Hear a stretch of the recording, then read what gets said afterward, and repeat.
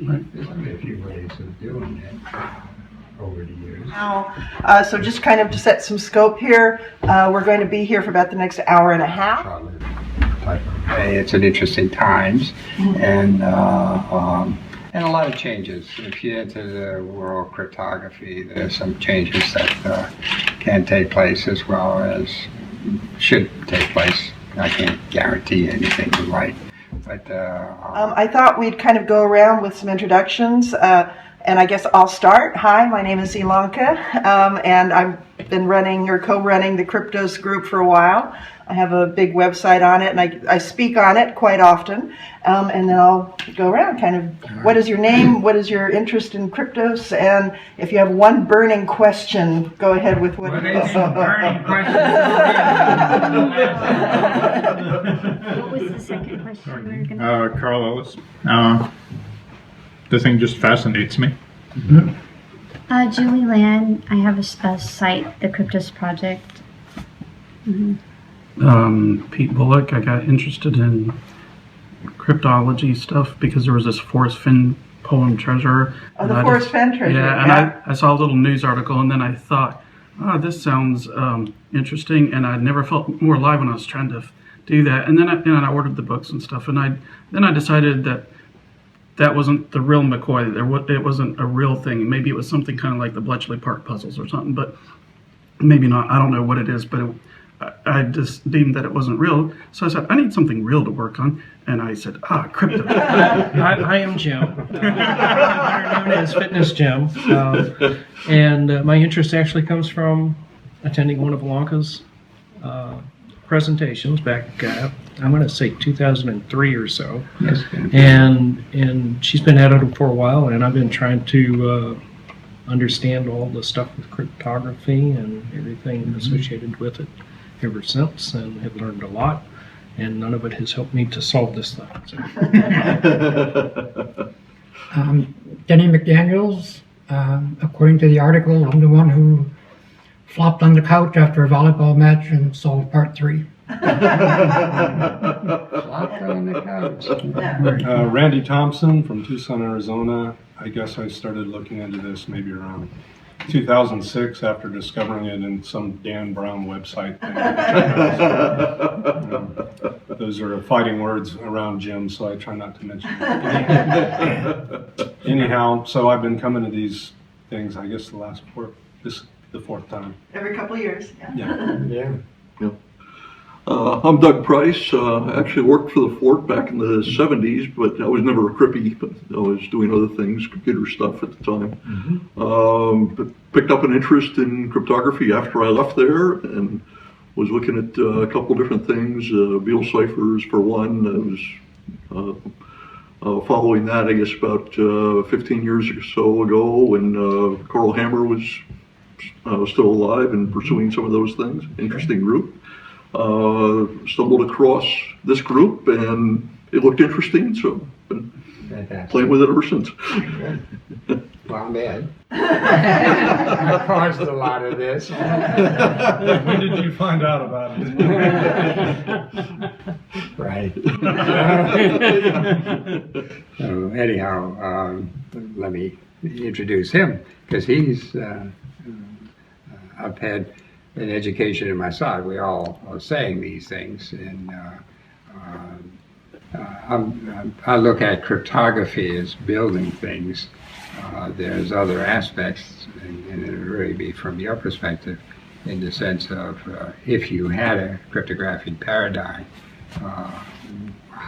is there a way either to break it or understand it, or what's the schema that's involved in that? So there's two different kinds of things in the process or times. We're talking about times, many years ago. Some of the folks at Langley had a gathering of people, like about 300, and they invited me as a non-speaker to sit in the audience. And that was always interesting. It's sort of like sitting in this type of an audience, which is a smaller audience, but a large-scale audience who have looked at cryptos from lots of perspectives, including the NSA and others. And you know, okay, it was interesting, and again, I wasn't acknowledged. But from my statement earlier, just now, looking at some of the work that the next organization does is really interesting also. So, it's your turn. Frank Core. I got into Kryptos because I was bored working at Nortel, and it's like, I need a challenge. I have to spend most of my time getting us to 99.999% availability for phone stuff. And it's like, this is boring. So I got into it. I have a website. And I also joined the ACA after a while and saying, American Cryptogram Association. Because they have a lot of different kinds of puzzles, and you can get a lot of experience cracking various types of codes and take a look at, how does that apply to Kryptos. Been getting more and more involved in too many things. In fact, as far as I know, the time I spent driving over here is greater than the entire time I spent this year working on Kryptos. Wonderful. You've got a real life. Right now, I'm the vice president of the American Cryptogram Association, which means I'm in charge of our convention. My name is Klaus Schmee.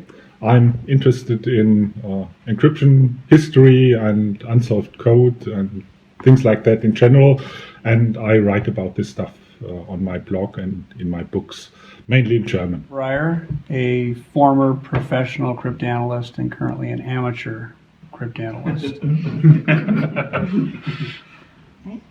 Well, welcome all. Yeah, and we did that a few years back. And the thought was just like this: would that help anyone? And obviously, it didn't do very much. Some of the things that you see, or you should have seen, is the impact of some kind of math function on the English language. And now, because the tools that you have been using or would be using are tools that's based on the periodicity of letters and things like that within existing codes. And so if there's a mask of some type, now you don't have that as your initial tool. Got to remember your process as well as what you're trying to do. And most folks, their process is, let me see how many vowels I'll have and the weighting of E's and things like that, and that will give you some insight. Now, added to that is the math associated with the cryptography, and there's some substitution transposition. But you're carrying the weight of the language when you're doing that. And then the other intent was, well, is there a way to make the challenge so that the first step is not that? And now that gets to be hard. And that's what you all are facing, is how do you do that?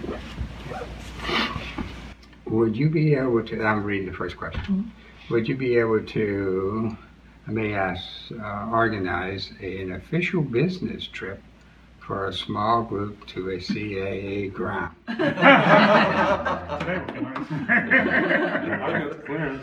Skip the dinner for that. Clearance is fine. And the answer there is, of course, not. I can't. And there are a fair amount of people who would like to go walk around, and that's just not going to happen. And it's sort of, I mentioned it before some of the folks arrived earlier on in not my discussion, but with Jim Sandberg's discussion with Langley, was along the lines of where do we put that sculpture? Do we put it in the center of the compound, for which this question becomes irrelevant, or do we put it outside the front door and so that folks can have access to it?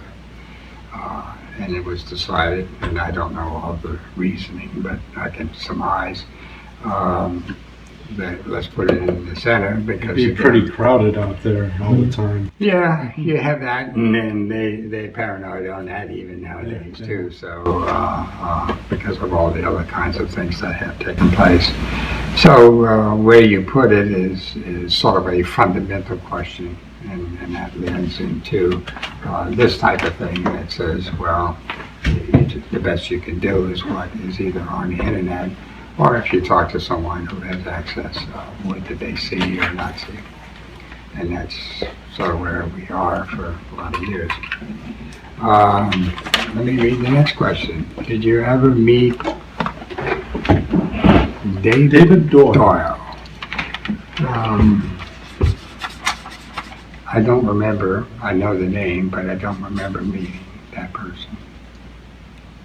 I can't say because, honestly, because I do meet a lot of people. Sure. And Not like you were good chums. yeah. Who's David Doyle? An author and ex-OSS, ex-CIA. Right. I'm a member of OSS, so I could have been from that perspective. OSS is the precursor of CIA. That means I'm home.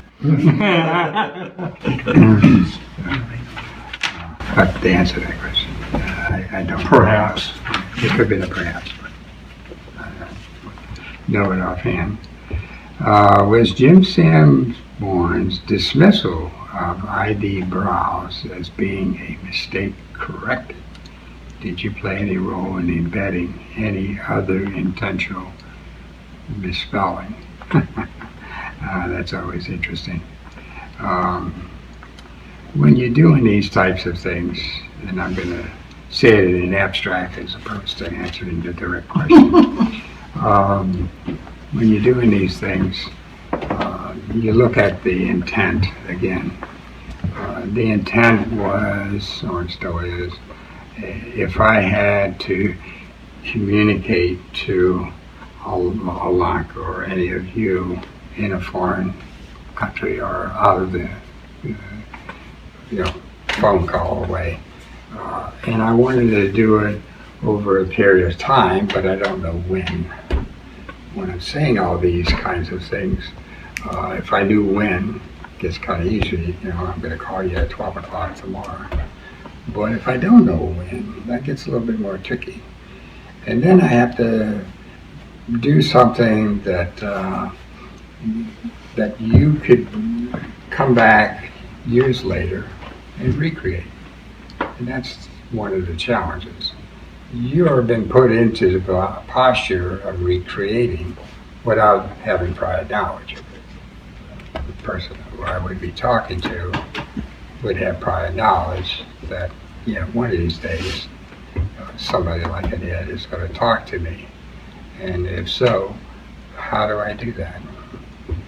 Now, this type of question here lends itself to what happened if I put a gun to his head? And now he wants to tell me there's a gun there without getting himself shot. I know how to do that. Okay? And so it's a serious business, playing spy. That's what you're talking about. And if you do it wrong, he's dead. So you try not to be wrong. And at the same time, it's in essence an escape valve for that person.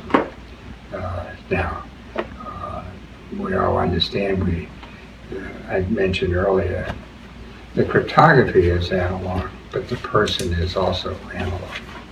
What I mean by that, you got feelings, you got stress, all kinds of things takes place when somebody puts a gun against your head. And now the question is, do you say I give up? Or do you say or rationalize that, well, I'm not, but I'd like to tell somebody I have a problem. Okay? And this type of methodology is one way of doing it. Many, many, many years ago, there was a group of us at about 10, 11 o'clock at Langley. And what it was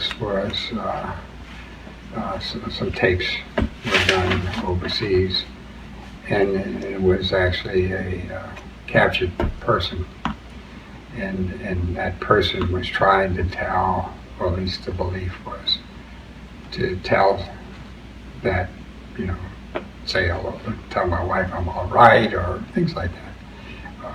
But how do you do that when you had a gun on this side and a gun on that side in the tape? And that gets to be interesting, because the analog part of the person, I start doing this, I do that, now I can start to correlate. I used to make those codes for captured people. So it's another avenue of what you are looking at. That was taking advantage of the human side of this paradigm. In other words, earlier you just asked about Bitcoin and all. That's the digital side. The human side of that is about 10%. The human side of this type of thing is a much higher percentage of goes into looking at what that can mean to the person. The person from your position, or the person who knows the answer, but knows the answer in the sense knows how to use it, that'd be what I mean by that. And the balance there. This is say a form of saying, well, I'd like to be able to talk back to you. And then when I'm talking back to you, I realize I may have a gun against me or being under pressure. So I don't want to make a mistake. Anyhow, that another facet of it. Foundation for the question. Ooh, this looks interesting. I assume as a paradigm that when Scheid and Sandburn are asked questions, they respond as in fair game of 20 questions. No flatly untrue responses, but as ambiguous, misleading as possible. I've seen that change. I've seen that change over the years. I've seen Jim say flat out that people know that's just not right. Yeah, and we've talked. Jim and I have talked about it over the years too. That the intent is not to mislead people. In other words, a no response type of answer doesn't necessarily mean it's right, wrong, or otherwise. It's just, I'm not going to mislead you. Because it's easy to do that in this type of scenario. Okay? In other words, I could say the answer is really based on Coca-Cola. And everybody goes on with it, just like you're doing with these things. But at the same time, when you're doing it, you do have to say, well, the intent is to maintain a challenge. That was the goal of it 20 years ago, and it's still the goal.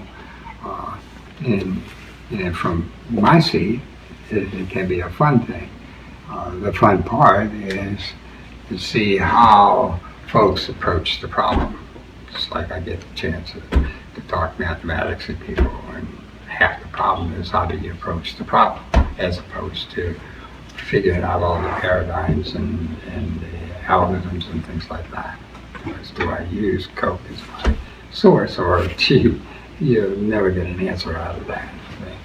But you don't necessarily know that up front. So that's the other thing. So anyhow, the answer is our intent is not to deceive anybody, but we are going to be circumvent. How's that work? So the answer to the question at the bottom is? Would you characterize this as a correct assumption? Yeah, I think so. Okay, there's no actual misleading. I mean, no actual false No, there's no misdirection. It may be misdirection or distraction or something, but it's yeah. but it's a We flat try to statement, it's true. introduce things as we go along that would show up in my dialogue to him, and him is somewhere out in that world there. Well, what can we do? Say, and then I think we have more and questions as coming we in. go through the, big man, everybody. I notice others are watching too. So. Ed, maybe just a clarification, kind of a combination of the current and the previous question. Yeah. By not giving incorrect information. If Jim gave information previously that may have been incorrect or a little bit misleading, even if not intentionally, would it be fair game for that to be corrected? Now, an example would be where he said that ID by rows, leaving out the X that made it into X, so layer 2, he characterized that as a mistake, that he was fixing it so that we wouldn't be misled. Was that a mistake? Was that correct, or was he perhaps... I personally would like to have him tell you those answers, as opposed to me. Because I'm sitting on the sideline and I don't know what the conversation was. Okay. Well, that's always been interesting because that Ed Scheitz says that Gibson chose to characterize it as a mistake, which makes it ambiguous again. Yeah, that's right. But at the same time, we don't sit here constantly talking back and forth. And just like we don't have Jim here at the moment. And we have been known to correct one another as we go. Because my choice of adjectives could be different than his, and you get into the interpretation of the language. So, trying to not circumvent what you're asking, but at the same time, if it's a question that Jim, set up, then the correct person to answer would be that. Okay, let me move on. How many N-O-N, K1s, 2, 3, and 4? I'm sorry? Oh, okay. Puzzles are there? I'm sorry, what was the question? How many N-O-N, K1, 2, 3, and 4 puzzles? None are there? Are there more puzzles out there besides K1 through K4? Right. On the Kryptos. How many K5, 6, 7, etc. puzzles are there? Yeah. No, those Kryptos in general simulate multiple overlapping signals. The technology, and I'll answer it this way, can show up in other kinds of things because the intent, from my perspective, now you got an artist and you got the crippy over here or the person with the math. And the math that can be applied to things. It tends not to be applied to our everyday instances or like these machines, because this is digital, this is analog. So you don't see a lot of analog answers in cryptography and usage today. But at the same time, the principles or the concepts are there to be used. And people have used them. These guys use them every day. And I pointed to the Cryptogram Association. In the sense of substitution, transposition. These are things in that context. This context. I'm reading a lot into this word, definite thing. Could lead to puzzles, as we said it earlier. And it's always interesting to see that the K4 may not be as something as such. So that's sort of unique in that sense. But the others have all the intrinsics of the classical cryptographic puzzles. So the answer can be, I think you would see it in other non-Kryptos type of scenarios. Perhaps not all, and perhaps not in the same fashion of how you did the mix on like transpositions and things like that, because the math model allows you to do it different ways, and you may even get all the way to convoluted way of doing it because it lends itself to building layers or you could mix and match, which is a certain amount of that took place as such, as principles. The thing that I had thought of and was asked not to do is this is based on the English language. I could have moved to a different math base. In other words, this is base 2, could move to a base 16 and then evolve the problem. A lot of folks thought, or different, not a lot, but different folks thought, that's no fair, Shai. When you ran into or seen the driveway, that's mine. Now it's a two-dimensional mine. It's not a pictorial mine. But there's a code out there. Interesting. There's a code in that driveway. Okay. Now, there is simple substitution. If you know the Mayan language and you know how to handle base 16, you figured out the answer. Okay. It's there.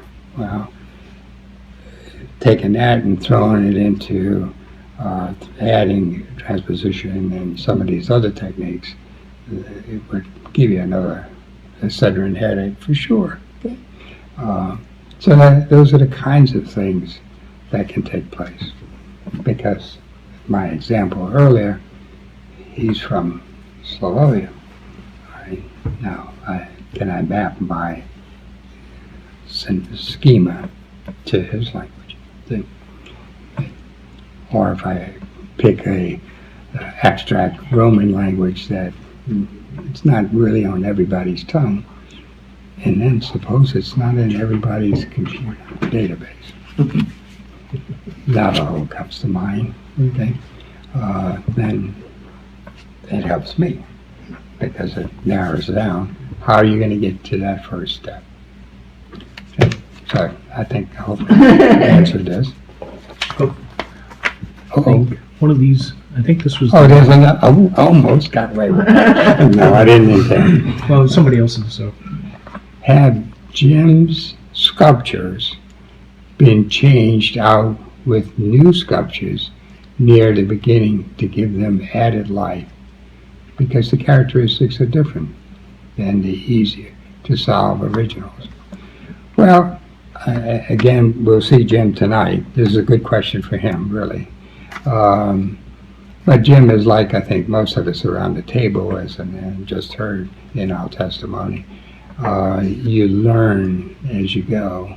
And Jim is seeing, he has this as part of his career, or part of his things. So he's read up, and I've sent, you'll see I have a nice library in there. And so you send him a book every once in a while and say, this is interesting. It's another thing that can be added or not added to your paradigm. And what he does, I honestly don't know. That's his business. So I think you may be observing we all growing up in our knowledge basis. I've just said, I enjoyed going to his things because it's not a side that I focused on. And as far as the cryptograms. And then now in my sort of, you could say, the professional side is focusing on digital things. Well, there's a set of different rules than that which we're talking around this type of table here. But at the same time, the basis of the digital side still goes back to that, as you're really only doing it that way. You may have spun that algorithm a little differently, but yet you're challenged there. This is sort of a war story, I'll call it that. And since we've all been talking to one another for a lot of time over the years, about 8 or 9 years ago, there was 8 of us that were asked to participate in a project. And the project was an interesting one. I mean, why I chose to do it. I was asked because of my cryptography and some math background. But the project was interesting. How does the human characterize information? In the beginning, and it was 8 of us, just like we're having here, this was done in a couple of the what they call national labs, which are defense labs. And the first day or so was, okay, Ed, how would you approach this problem? Okay. And I said, well, I don't believe the human uses a base number. And then there was a big sigh around the table saying, oh, gee, they use some verbs that, it's not in polite company. And then saying that because those we understand, base 2 is basically the computer. So we understand that, and we understand how to add logic to that and expand that for as the analog interface to that computer is things that I've studied. And so if we don't use base, it's not magic, do you believe it can be replicated in math? And I said yes. There was 2 out of 8 that said yes. True story. The other 6 says no, Shai. Because if you can replicate it in math and you already know, you can clone. And so, which is a true story. One of the guys was actually nominated for Nobel Prize, not for this, but for his work on brain research. This has been much years ago. So we got to different levels, things that you see today as far as, if you pinch here, you see your brain light up here. A lot of the theoretical stuff was done with these many years ago. And said, we can do a cause effect, or at least we believe we can do a cause effect. But it still doesn't give us the math. It's shite, and that's the okay. And then we had some folks that were very good in various types of math that could apply. Had one gentleman who, it's interesting, I'm not a doctorate, but everybody in that room was. And one of the persons wound up working for Lockheed, and his work out of theoretical, because this was all strictly theoretical, turned up in the F-35, and how much you can do without hands, mental imaging, and more than 10 years now, it was a long time ago. It was heresy. There's no way anybody is going to get in a car or get in anything and have that drive without a tactile, that's what I call tactical relationship. And some of us said, yeah, you should be able to do that. Now, how is the question before the table. So we got to some extent. And then the government thought that maybe this is not a good idea. Expanded us. But it's a tangent to this type of thing. And it's just saying that there is study or there is things that can be done in the analog side of it as well as the digital. The digital is exciting because now you can get a feedback. The computer will tell you, yep, you're wrong. You don't know how to add 2 and 2. You keep continually getting 5. Well, that's not a good approach. Otherwise, the syntax thing comes off really nice. But when you get into the abstract side, the computer falls a lot of times where the human doesn't. And that's some of the, can you quantify how you do it? So that's a tangent, but yeah, it's part of the puzzle. Okay, when was the last time that you worked out for yourself what K4 says? I honestly haven't gone back in many, many years, to be honest. I guess I can use the answer of I get consumed with all this other stuff. So, I mean, you've done it at least once, many, many years ago? Yeah, once. A couple times. But, No errors in it?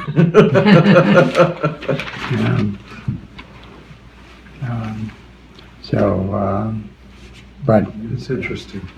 So Jim seems to claim that he did something else on top of this. he may have, and that's up to Jim to talk about that. But part that I worked on, that was. Oh, so I guess I thought the question was poking at, have you taken the actual ciphertext at the bottom of K4 and Net worked that out sense. backwards? Yeah, that's. Okay. Okay, so you never decrypted K4 yourself? Like you said, the end game. Okay. Now, I stayed away. Sorry, I got really confused there. He did. No, He has not. I have not done the last The K4. K4. So K4, what we call K4, Mhm. is that what you're calling K4, or is The it last just 97. the last part? Well, it's the last part. 97 letters OB. Yeah, the 97 is K4. So, So I intentionally did not do that, stay away, because again, if Jim was going to do something, then, okay, Jim does something. And then I can honestly say, well, I only know what I did, and that's it. So, answer your question in that context. Remember, we try not to deceive you. Right, so if Jim made an encoding error, you would not have known that he did so? No. Okay. did Jim write the plain text, or did you produce that? No, he did the plain text. That was part of his contract. Because he would, this is if you read the thing, there's a story, different, it reads like it's disjointed, but there's a story that goes with it. And then, in other words, if I'm going to be talking to this gentleman again out in Never Never Land, and then he divulges the code and everything else, then is there any other level of secret that I can have with him that only him knows? And now that gets into a depth that hasn't come out in any of the discussion because it's not apparent there. But at the same time, there are other things you can do with these types of codes. In other words, I can put the word, and this is only an example, it's not in, I can put the word Coca-Cola in the text, for which was encrypted. And then you decrypt it, and then now, if Coca-Cola took a dual meaning in there, then that gets to be interesting in itself. Because you would be led along the lines of, it's a drink, as opposed to, it really means you should use a black pen or something like that. So there's codes that can take place within the content, and that's part of, or can be part of how you deal with this type of correspondence, as such. So the text that's on the sculpture, Mhm. at some point you went in and you looked at the ciphertext and worked backward to the plain text to verify the system. Yeah, except for K4, I did it on the others. Because the others is, it has things that in the early stages, I wanted to ensure that the math was still there, as such. In other words, I come to you and say, okay, I can show you how to do substitution, and you say, I understand, and you do some sample, and then I'll say, well, okay, it looks all right. Trust but verify. Yeah, that's right. And now, if there's a tricky part, or tricky part in the sense of you've added some things to, as you're asking here on the K4, or another step, or whatever it may be called, then do I want to go back and look at that, or do I say, well, Jim, you have all the tools that you need to do that. No, go do it. And then if I have to verify everything, that gets into these kind of questions here of whose project is being driven. And we agreed a long time ago it really is Jim's project. So I'm sort of the back person that just says, 2 and 2 is 4, not 5, that type of thing. So may I continue? What was Mr. Sanborn's other favorite topic to talk about when being taught encryption system? What other topics?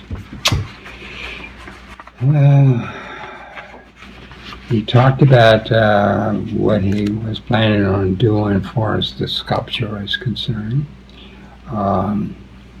In the sense of there's a certain amount of mechanics that went to creating that sculpture and the shape, and that the size of the letters, and that he was going to use, if I remember right, copper and things like that. And they had some tools to do the etching as such. Never seen that one. Mm-hmm. That model. And then the talked about the Pass this down, Saran. the awesome. Prototype before the sculpture. Nice. the use of the stone I gotta go and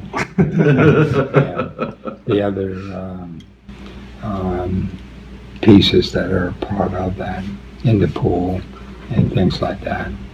And then so the mechanics that went into the sculpture was talked about. The intent, in other words, the intent was to create a secret, and then the secret could have different levels of being able to break, or different kinds of math. And that's where we had the discussion on here's some of the things that you can use that are pretty well understood, as opposed to, I think I had mentioned earlier, using some extinct language, which, that becomes unfair to a lot of folks, or to pick a language that may not show up in databases today, and that's kind of unfair too. So part of the discussion was, well, and this was in line with Langley, this is not a one-time system, in the sense that the difficulty would be forever, but at the same time, can you make it as a challenging type of thing? And then you get into the supposition, which is really what we had talked about earlier, that, 3, 5, 7 years, a short period of time, would that be possible? And then to what extent would this be a pencil and paper design versus using computer development? Question? Yes. Are you talking pencil and paper for executing it or for breaking it? Execute. Okay, right. Remember, I'm on the execute. He's in the other side of it. I do both. Yeah, so, but, so, and, I've had others say, you definitely have a convoluted mind, and things like that. So, But there were other things talked about other than just the cryptography. And then at the same time, the sensitivity of the project was part of keeping the secret. That was what, like someone earlier asked, in fact, the beginning comment was, well, it's easy, just give me the key. And that can be too. So that was discussed, as well as it was several months of iteration. This didn't just happen one sitting type of thing. And that's why we wound up moving to different places, because the media has their way of finding out where you are and things like that. And they have the electronics that are very good. So saying that, you get into can you, Mr. Sculpture, take these concepts, put it into characterization, and then what are my limitations in the sense of you all in the business? What's a period? Because it's more than one sentence in there. And how do you characterize that? And or do we have apostrophes? No, it's special characters. Special characters don't work on beans in analog systems. Okay, so you have to take that into account. Now we can be funny and do it in another language for the special character, and then now what? I got K1, 2, and 3 are one-stage encryption. Is that also true for K4? Aha. Now, you're closer to that answer than saying it's a one stage. No, I would consider it more than one stage. I mentioned earlier, and I have mentioned in public, there's a masking technique that applied so that the English language wouldn't be that readable. Wouldn't be what? Wouldn't be that readable. Not what you know. Right. Would you consider it Would be hard? periodic. So I had a question here about what we've been given already. Jim gave us Berlin. Mm-hmm. I was terrified when I saw that was coming out, thinking, okay, it's now going to be solved in the next 10 minutes after it's released. And it wasn't. Then he followed up with another word. Would you consider, as a cryptanalyst, because he's delivering those clues to us? I'm not a as an artist. cryptanalyst. Okay, You are.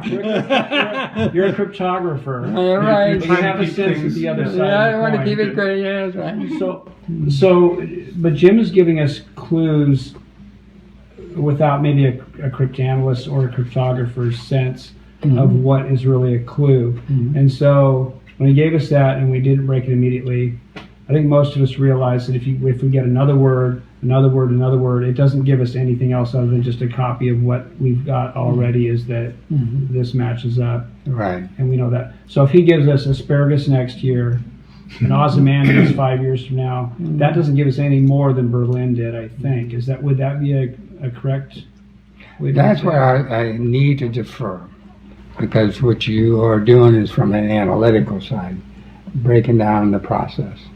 And I have to say, It'd have to depend on the algorithm. and let me leave it open rather than give you to say that I can give you 2 words together, 3 words together, and things like that. And what are the weighting factors of things like that in this type of system? I'm afraid that Jim might think he's giving us clues when he's really just giving us additional plain text until it's all out there. And then we still don't know how to We don't reverse have it. it. You're right. It's not about, we have, 90 letters now. Or if you do solve it, you know you got it. Yeah, if it's a process that has 9 different encryption steps, you're not going to even be able to reverse it from the plain text. Or you may solve it and it has 2 solutions. Yeah, unambiguous. You said you showed Jim several systems, classical systems. Did you advise him as to which ones to use, or was that his choice? How did that come up?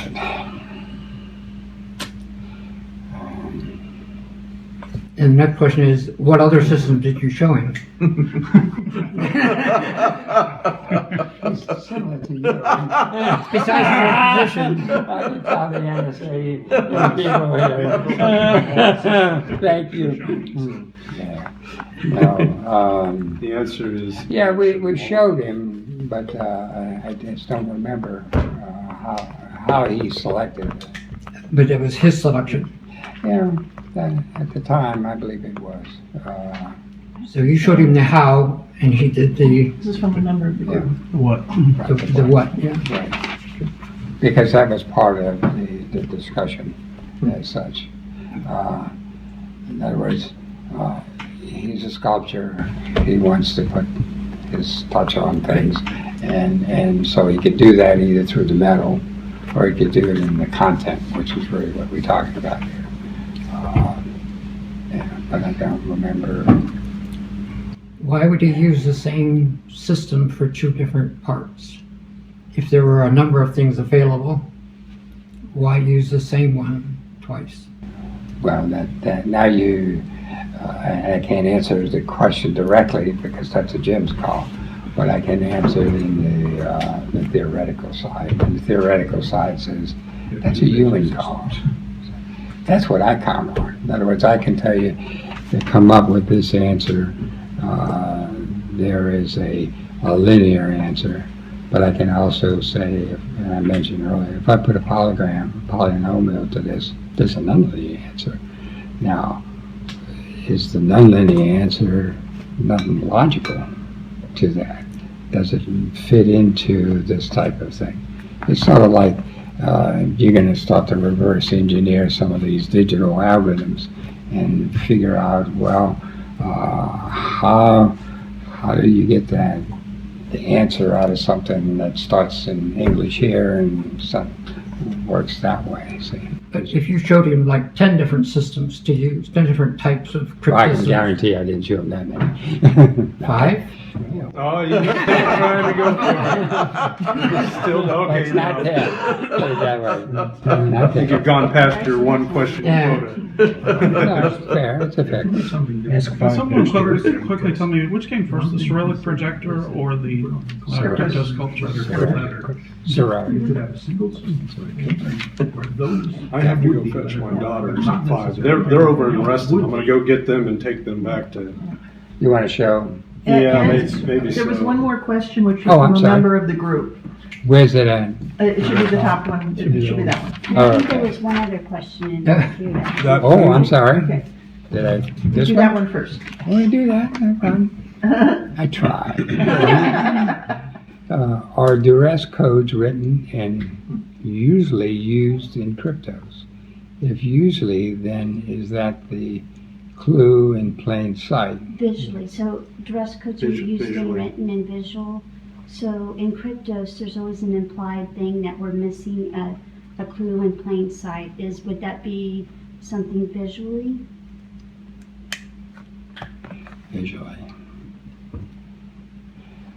Do you remember who said that first? Yeah. To begin with? Ed brought up duress codes. Yeah, I brought up No, duress I mean- codes I mean- when asked. I mean, saying that there was something we were missing that was in plain sight. Oh, That was- that was Jim. That was like 8 years ago or something. Yeah, it's been a Maybe while. We've seen it since But then. he's also recently said that something that was key was no longer there. That, Oh, right. and we've all Well, assumed that that's it's the GPS marker. Well, is X layer 2 a duress code? Yeah. In other words, or is it truly a mistake? Yeah. I think that's the. Yeah, that's the question. Yeah. But according to what he said about the way they answered questions, if Jim flatly said a thing is a mistake, Right. then it is a mistake. As far as Jim knows, it's actually a mistake. He's not lying. Right. Yeah, no, that was the intent. Okay. Was the intent with X was the leaving the X out was a mistake? I read it as he intentionally did it just to cause a wrinkle. The mistake was he didn't check to see that it would actually turn out See? legible text. You It's like he did. was surprised. Oh, it says ID by Rose. People are just going to run with that. Well, that suggests that it wouldn't be duress, but you never know. Yeah, right. It would suggest it's not duress. He shouldn't have It done just that. happened to be two phrases like that. So Ed, do you, It's would not you the agree best that phrase in the world. the X was just a mistake, leaving that out? He said that's a Jim question. That's a Jim question. Yeah, because I think we're. But he does say Jim doesn't lie, and Jim said it was Yeah, I know. a mistake. Not to my knowledge. Last question. Okay, the last question. Was the masking technique applied to the plain text first, and then the next level of encryption, or encryption first? Yeah, you're getting close to like him. Because you got process here. I would say you would look at encryption first and then you mask. Or would you look at mask first and encryption? Interesting. Okay. Let me defer rather than lie to you or not lie to you. Well, it would depend on which way you're going with it, if you're encrypting or decrypting. Right. That's why I was reading it and seeing how you. Unless it's symmetric, like mask, encrypt, mask again. It's the same both forward and backwards. And then, well, there's things here that gets into the interesting in regards to masking. You have no But just think of I think Jack Hannon just came in. Two people driving.